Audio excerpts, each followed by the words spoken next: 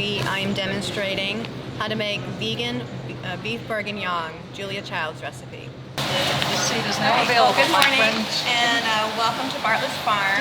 Thank you for coming out to one of our food demos. Thank you. My name is Cheryl Gregorich. Sorry. My name is Cheryl Gregorich, and I'm one of the bakers here at the farm. And I want to stress the word baker. I'm not usually someone who does the savory demonstrations. I usually help with the baking. But when they asked me to do a demonstration this time, I thought it would be fun to mix it up. And when I told MJ I was going to do a savory demonstration, she just looked at me and was, I think, a little scared. But I said it was going to be okay. And so I think we're going to have fun with this recipe. So I'm going to demonstrate today. It's Julia Child's recipe, her classic beef bourguignon recipe. But I'm gonna make it vegan style, more plant-based. I myself have been a vegetarian for about 25 years, and this year I've gone vegan. And my husband has also decided he's gonna go more plant-based as well. So I am just trying to keep him interested in going down that path. So I just grabbed all my cookbooks and I just came across my Julia Child's Master of French Cooking. And I was just going through her book, and I know it's loaded with meat and cheese and eggs and all that great stuff, but I figured I could just try to take one or two of those recipes and transform it. So I chose the beef bourguignon, and I made it that night, and it was really good. It was really satisfying, just really rich in flavor. And we were both really surprised on how good it was. So I think with anything, hopefully if you get out of this demonstration, is maybe opening up the conversation and going a little bit more plant-based. It is, if you go more plant-based, it is better for the environment. If everyone would just go plant-based for one meal, not one day, just one meal, that would make a huge impact on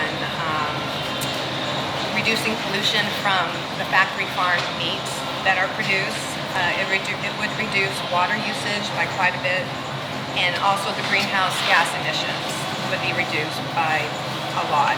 So again, it would just be one meal. It could be breakfast, lunch, or dinner, and just one meal a week, and it would make a huge difference. And also, I am for supporting your local farm, where you get your local meat, your local eggs. Out here on the island, you can find, there's so many people that raise hens that you can get eggs from.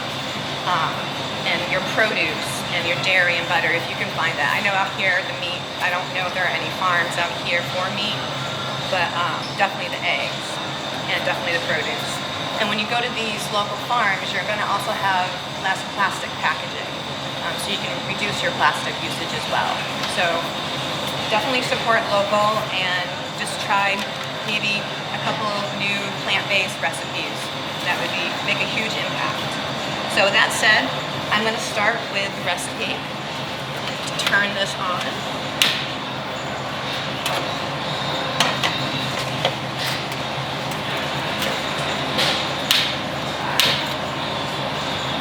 Try not to burn myself.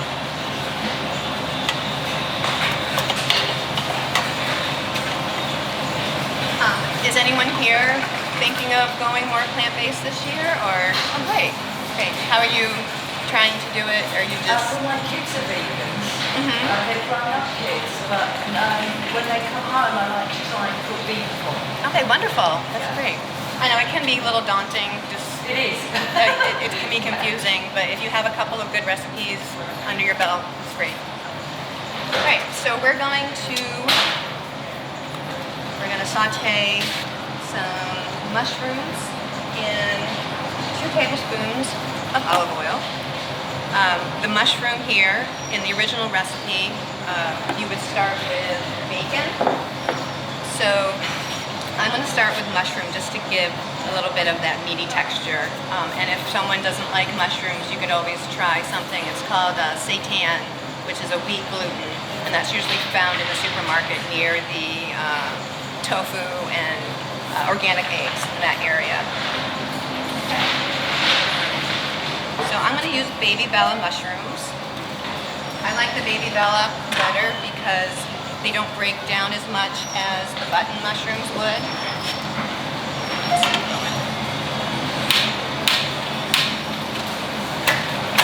One moment.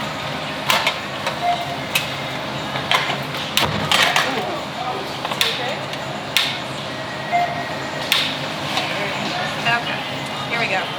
Sorry. Again, I'm a baker. All right, so we're going to saute about 2.5 cups of roughly sliced mushrooms. I'm going to quite use all of this. And you just want to, for demonstration's sake, I'm not going to be able to take 5 to 10 minutes to saute this, but you want to saute this for about 5 minutes just till it gets nice and brown. And we're going to add about a teaspoon of salt. I like to use sea salt. And then we also have ground black pepper, a teaspoon of that. And salt is really important because it helps to bring out the water in mushrooms and also helps to brown the mushrooms. So you want to definitely make sure you add your salt. And we're going to saute this for about 5 minutes. And again, it's going to take a little bit more time. Now we have our olive oil, our mushrooms, and again, roughly chopped or sliced, salt and pepper. And we're going to saute for about 5 minutes. And then to get that flavor that you get from bacon that is in the original recipe, I'm going to be using a tablespoon of smoked paprika. And this paprika that we sell at the market is just, the color is just gorgeous. It's really nice. So this is going to give us a nice smoky flavor at the end. Not too smoky, but just to give it a good balance. I know, for some reason it's off, so it is 1 tablespoon of smoked paprika. It is in the directions, but for some reason it's not in the ingredient list, but it's 1 tablespoon. So you just want to continue sauteing that for about 2 more minutes, have it nice and brown. And at this point, once the mushrooms are cooked, you can take them off the burner and just set them aside because you don't want to break down your mushrooms too much. Though we're going to be putting this in the oven and it will continue to cook. So since this isn't really working right here, I'm just going to keep them in. But you do want to take those to the side, and then you start with another 2 tablespoons of olive oil. And then you'll be adding your parsnips.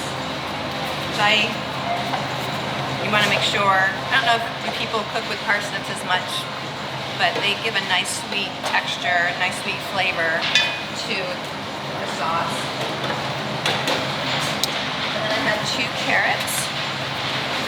And these are just, both the parsnips and carrots are just peeled and quartered and just a rough chop.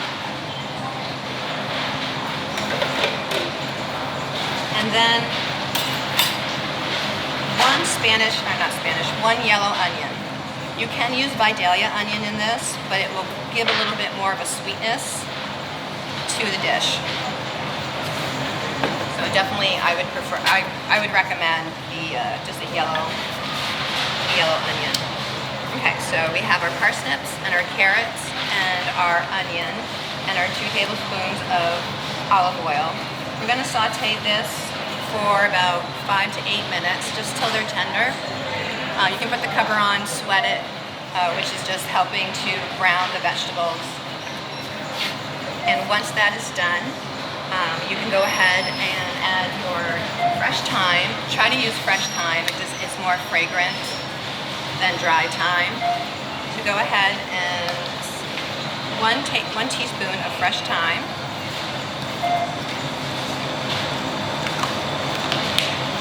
We're going to add a bay leaf. And don't skip the bay leaf. It just adds another layer of flavor to the stew. And we're also going to add 2 large cloves, minced.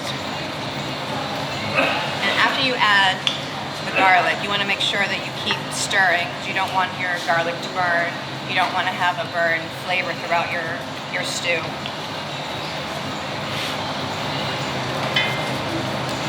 And in the original recipe, Julia Child's recipe, she used just regular flour. I just happened to have coconut flour at the house, so I used that, and so I thought we would just stay with that. That way it can be gluten-free as well, this recipe. So you can use regular flour, that's absolutely fine, but coconut flour or almond flour would be fine, just to make, you know, if you have a gluten-free person. And so you just want to add 2 teaspoons of coconut flour. If anybody has any questions while I'm doing this, just feel free to ask. And this is going to act as your thickening agent. Later on when you cook the stew in the oven, it's going to just thicken it up a little bit, almost like a roux. Give it a nice glossy texture and look to it. And then at this point the vegetables will be nice and brown. You'll have little bits on the bottom of the pan that you want to make sure you get. That's all the flavor right there. You want to make sure you incorporate that into your stew. So in the original recipe she uses a beef base, beef stock. I'm going to be using just a vegetable stock. So we're going to do 2.5 cups of vegetable stock.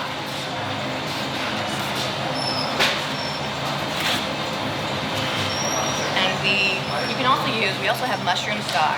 Since there's mushrooms already in this recipe, mushroom stock would make an even better flavor, I think.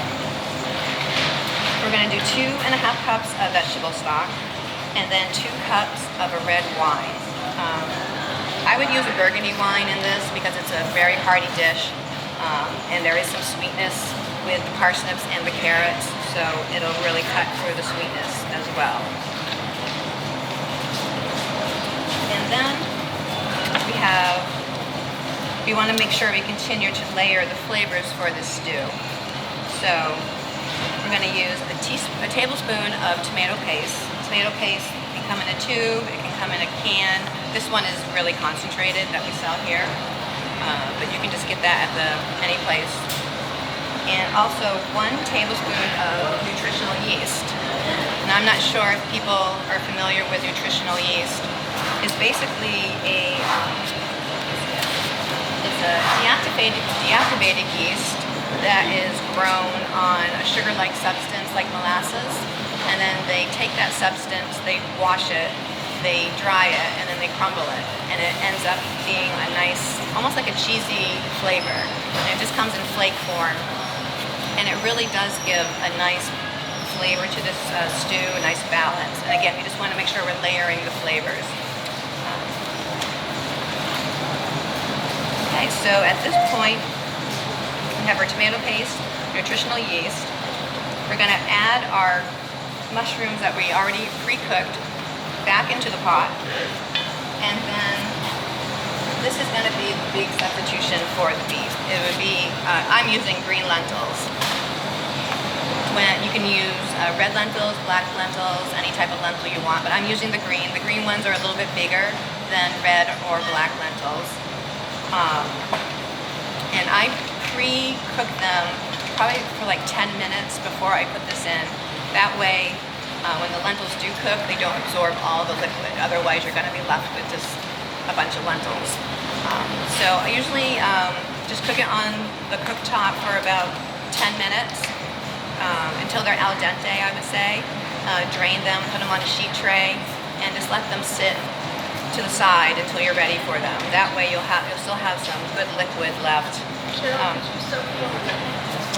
If you want to sprout them, you could do that.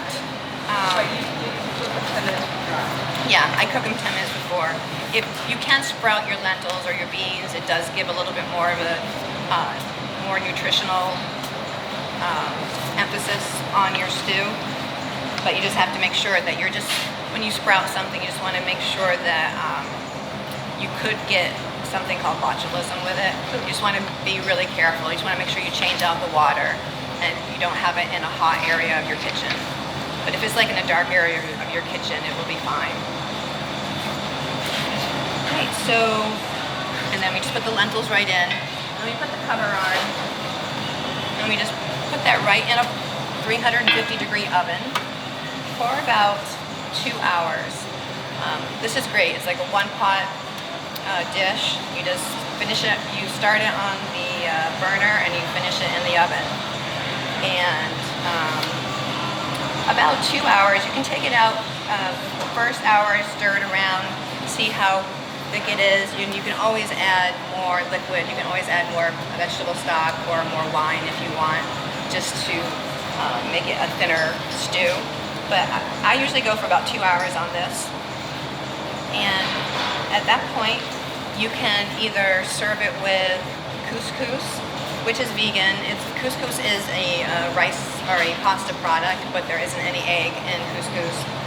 You can use rice or polenta if you want to continue with the gluten-free method of cooking. And I'm using thyme-infused couscous today. So I'm sorry this was not working today. It was smoking.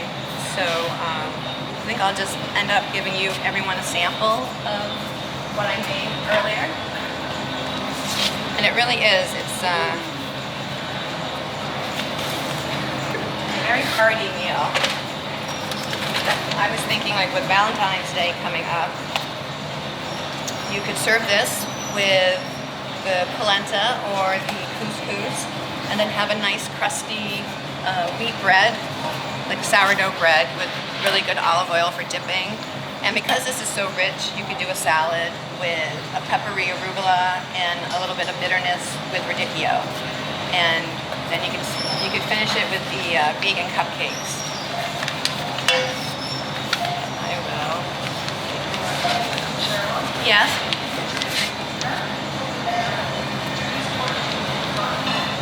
You could do a crock pot, you really could. You could do it for 2 hours, check it for thickness. But yeah, you could do that for, yep.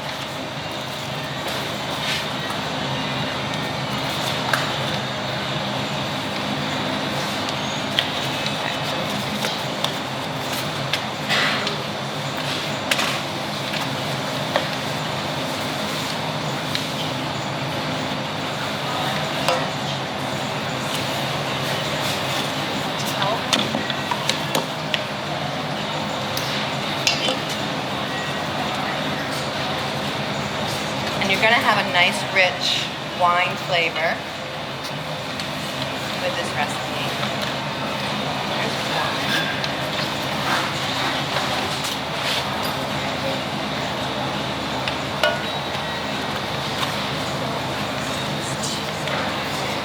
Thank you for helping.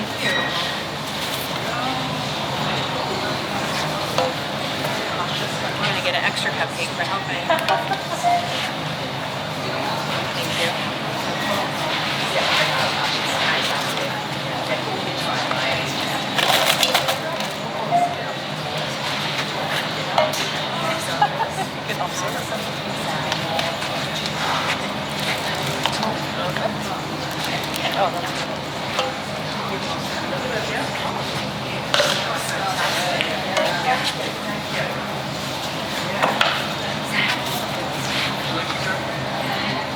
Can't have any gluten-free.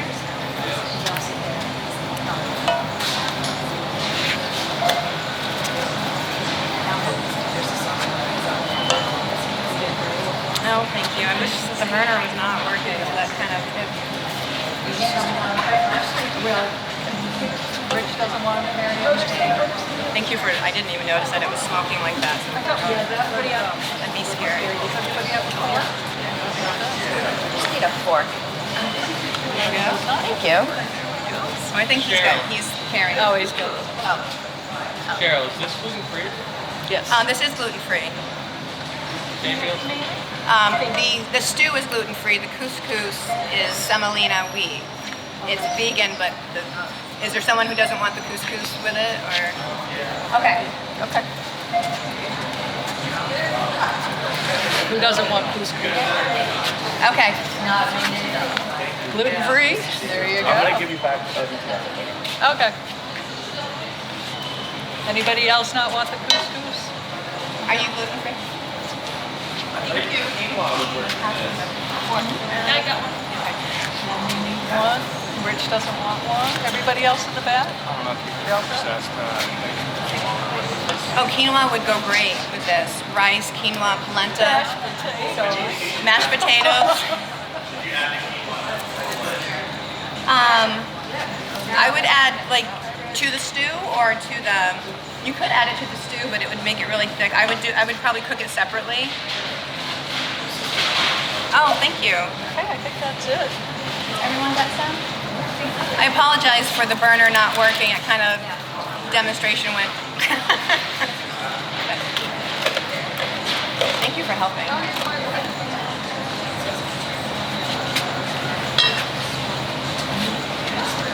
I think it has a nice. You can taste the burgundy wine with the meat. With the lentil and mushroom, you get that heartiness that you would with beef, maybe.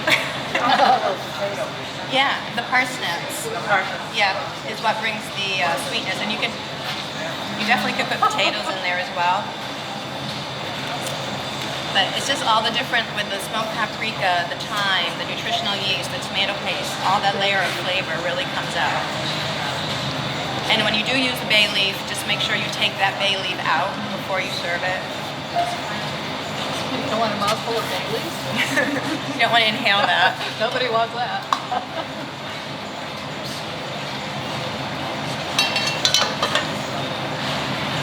Everyone is done. Everyone is welcome to have. I did a demonstration 2 years ago on vegan baking. And this is the double chocolate vegan banana cupcake with a coconut ganache. It's just coconut milk and chocolate, and you make a ganache out of it and whip it. Everyone's welcome to try one of those as well. But different meat alternatives would be the seitan. They have, actually in our food case today, one of the chefs, Cass, he's prepared seitan with pasta. So you can go ahead and try it. It's Italian style. He's also made some Asian style tofu. We have edamame salad. And we have vegetarian quesadillas. I also made some vegan chocolate muffins and some vegan blueberry coconut scones to try too. So just everyone can try a plant-based product. You might like it and be interested in it and try something. So do you normally have in your case vegan products? We try to have vegetarian or vegan option. The soups, we try to have a vegetarian option. And we're being more aware of gluten-free and more plant-based dishes. So that's what we're really trying this year. And we have all these products here at the store. So you could try this tonight if you wanted to, or tomorrow, and everything is here.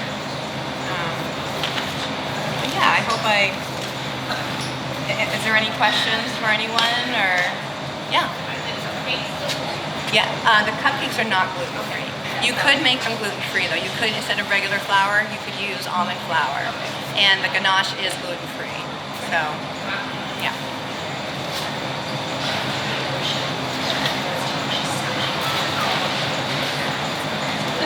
Is everyone thinking that it's flavorful, or? Very nice. And again, it's the mushrooms. You could always add potatoes too, just to give it a little bit more heartiness. Everyone, please, on your way out, help yourself to a cupcake. How are you? Well fed now. Yeah. Oh, sorry. Just the yeast The yeast is just another layer of flavor. like, it has a nice cheesy flavor, so you can put it on popcorn. It's really good on Thank you. popcorn. Put a little olive oil on popcorn with a nutritional yeast and salt. It is excellent. Yes, I believe we do have it here. Yeah, and a quarter cup has 8 grams of protein. So this whole dish, including the couscous, a serving will give you about 20 to 21 grams of protein. Thank you very much. Oh, you're welcome.